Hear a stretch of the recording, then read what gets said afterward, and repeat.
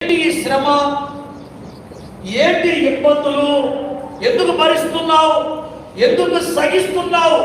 మోషే 17సారి మోషే ఆ రోజు ఈ ఉపద్రవాలు, శ్రమలు, ఐగుప్తు ధనము వద్దనుకున్నావు, మరో కుమారుడు అనిపించుకునే యోగ్యత వద్దనుకున్నావు, దేవుని బిడ్డలతోనే శ్రమ, శోధన, కష్టాలు అవే భాగ్యం అనుకున్నావు. ఎందుకు శ్రమను ఎంచుకున్నావు? ఎందుకు